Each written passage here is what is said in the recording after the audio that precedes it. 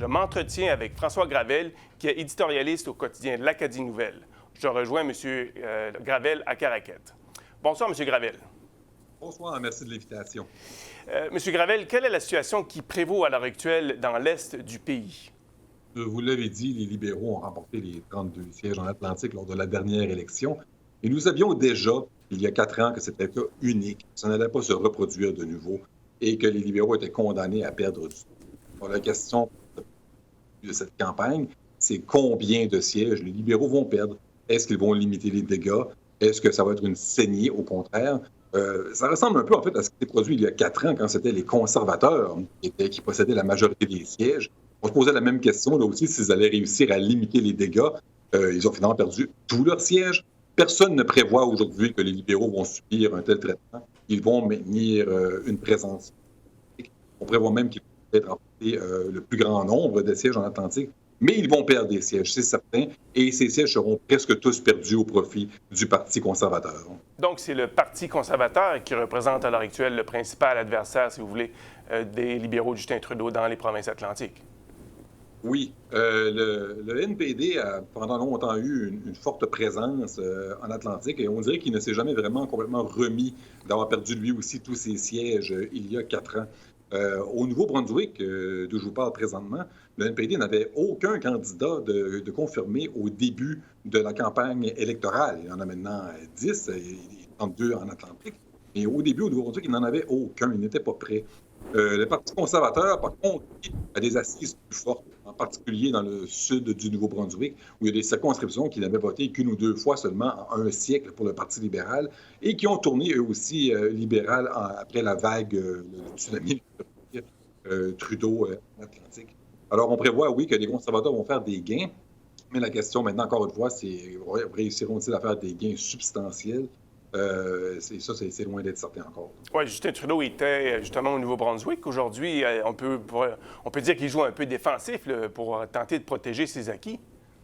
C'est une drôle de campagne ici parce que tant les libéraux que tous les autres partis, les conservateurs, les néo-démocrates et les Verts, ont accordé très peu d'importance à la région et à la province. C'est un peu comme si tant les conservateurs que les libéraux en étaient venus à la même conclusion, c'est-à-dire que les libéraux vont perdre des sièges, les conservateurs vont en gagner, et ça ne vaut pas la peine de se battre plus que ça. Maintenant, Justin Trudeau est venu 2 fois, et les 2 fois, il est venu à Fredericton.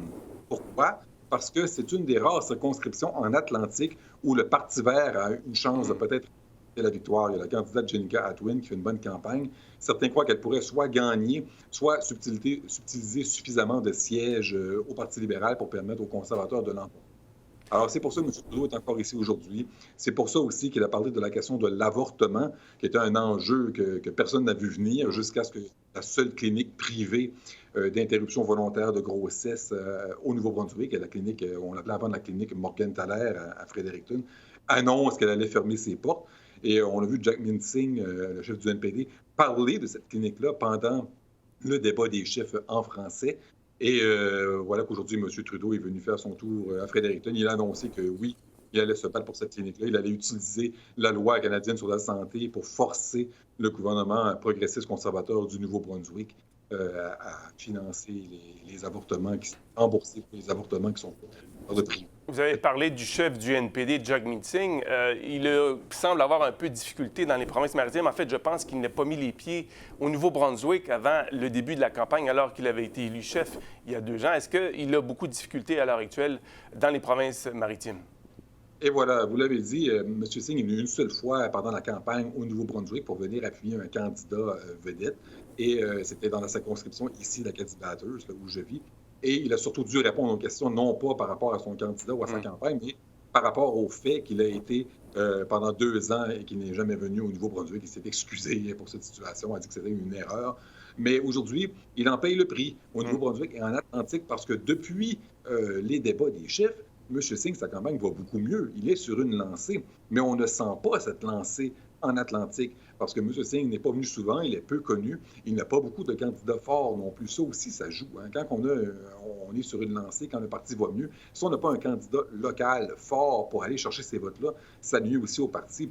Si bien que aujourd'hui, on voit difficilement où le NPD pourrait réussir des gains en Atlantique. Même dans la circonscription d'Acadie Bathurst, qui a été longtemps détenue par Yvon Godin à la Chambre des communes, qui quand même avait fait bonne figure à la Chambre des communes, est-ce qu'on pourrait reprendre cette circonscription d'Acadie Bathurst du côté du NPD? C'est certainement possible parce que c'est une lutte à deux entre les libéraux et le NPD. Si le Parti libéral devait s'effondrer dans les sondages d'ici la fin de la semaine, le NPD pourrait réussir. Cela dit, c'est incertain parce que, encore aujourd'hui, on se pose tous la question, est-ce que Acadie Bathurst est une circonscription qui fait confiance au NPD ou c'est une circonscription qui a fait confiance à Yvon Godin? Et chaque fois qu'il y a eu des candidats forts dans Acadie Bathurst, que ce soit au provincial ou au fédéral, ils ont fait de bonne figure, mais le seul qui a jamais remporté cette circonscription-là, c'est Yvon Godin. C'était un phénomène.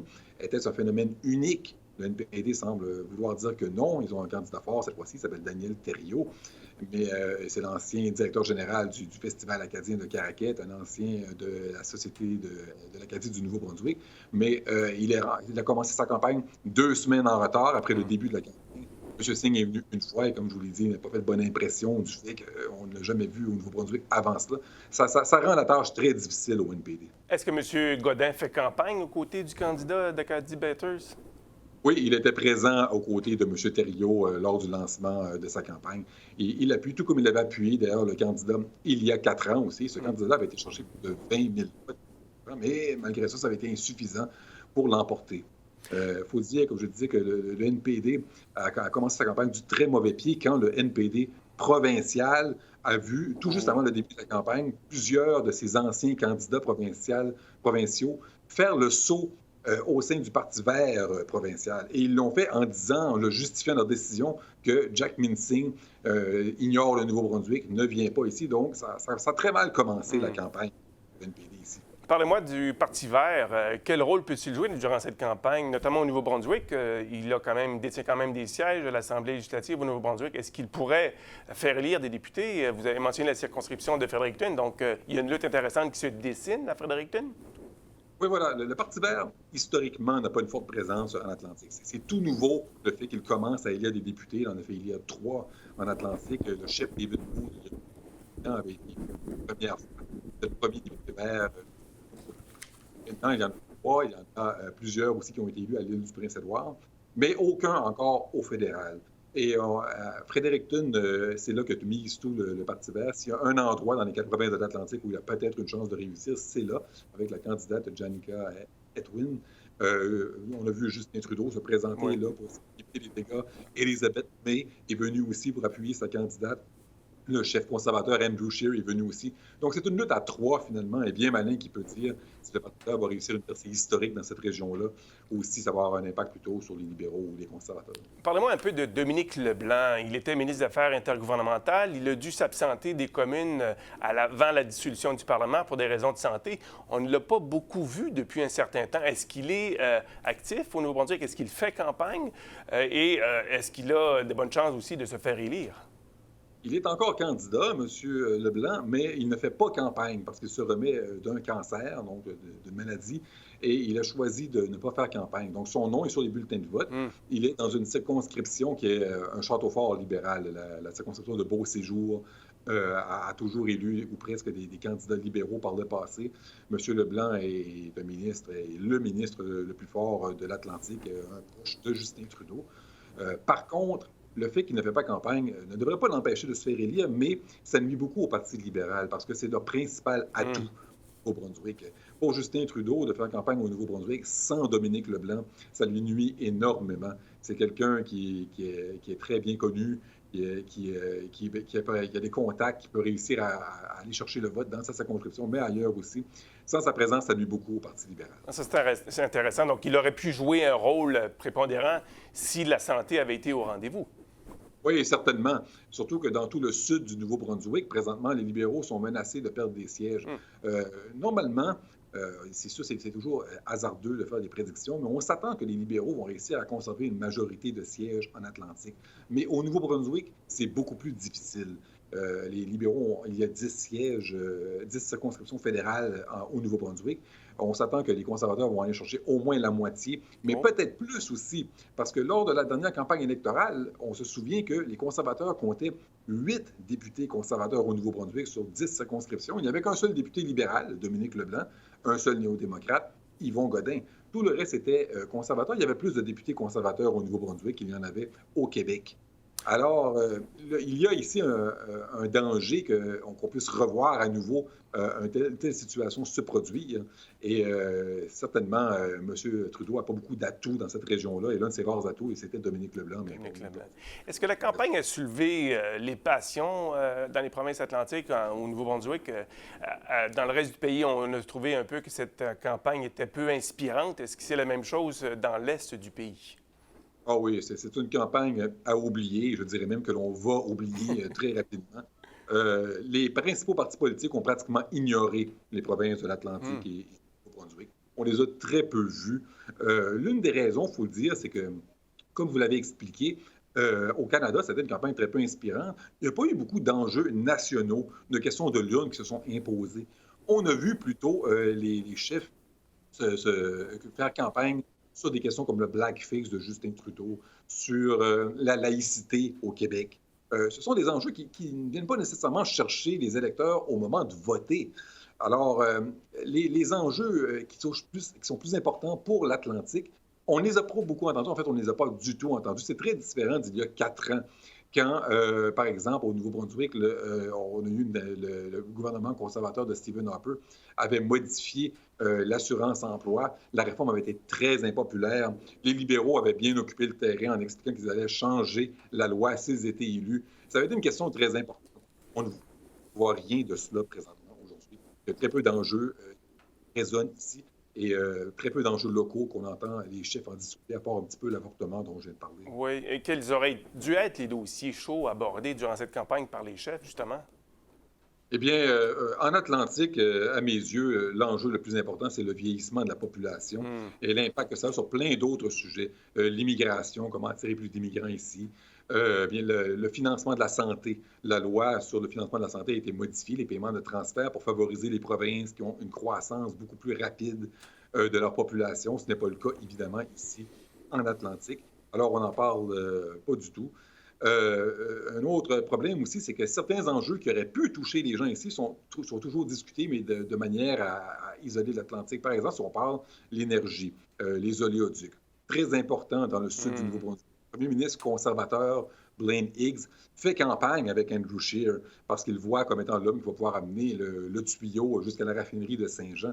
Mais quand on entend les chefs discuter de cela, ce n'est jamais du point de vue du Nouveau-Brunswick. C'est par rapport à l'oléoduc qui a été acheté entre l'Alberta et la Colombie-Britannique. C'est la question, est-ce qu'on va le passer à travers le Québec, ou si je peux reprendre l'expression du chef du Bloc québécois, si on va marcher sur le corps du Québec pour passer l'oléoduc en question. Mais on entend très peu parler par rapport à ce que ça va signifier dans l'Est du...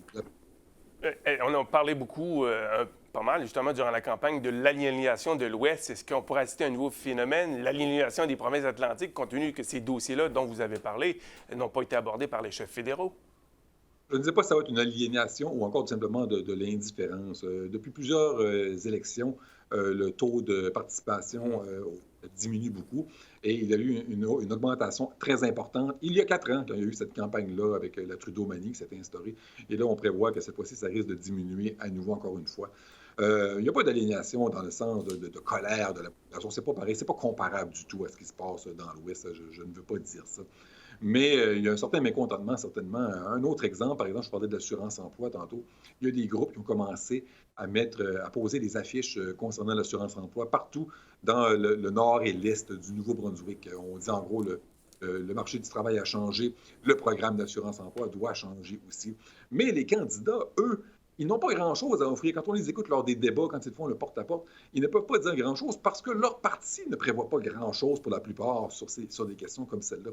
C'est donc une campagne inintéressante et qui ne soulève pas du tout les passions. Monsieur Gravel, éditorialiste à l'Acadie Nouvelle, je vous remercie beaucoup d'avoir participé à l'émission ce soir. Merci beaucoup de l'invitation, c'est un grand plaisir.